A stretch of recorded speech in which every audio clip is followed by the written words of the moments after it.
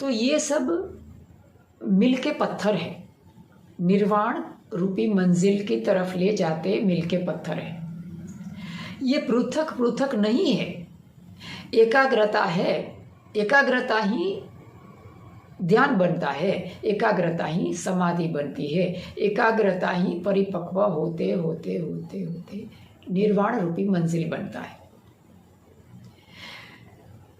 तो ये सब एकाग्रता ही है। जितनी भी समाधियां हैं वो एकाग्रता का विकसित स्वरूप है। जैसे कि एक मील का पत्थर 1 किलोमीटर की दूरी पर है, दूसरे मील का पत्थर 2 किलोमीटर की दूरी पर है, तीसरे मील का पत्थर 3 किलोमीटर की दूरी पर है। इसमें कोई पृथकता नहीं है, ये विकसितता है। कि जैसे कोई संख्या रेखा है, उसके ऊपर क्या होता है, 1 होता है, 2 होता है, 3 होता है, 4 होता है। हम उसको पृथक पृथक समझते हैं, लेकिन ये पृथक पृथक नहीं होता है।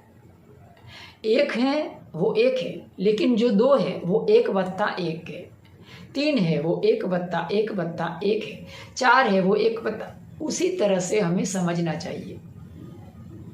उसी तरह से हर एक समाधि है वो एकाग्रता का विकसित स्वरूप होता है। जब तक हमारी जो समथ भावना है वो विपස්සना बनते बनते निर्वाण रूपी मंजिल को प्राप्त नहीं करती है, तब तक हमें दुख निरोध गामिनी पटिपदा के ऊपर, उसके मार्ग के ऊपर आगे बढ़ते रहना है।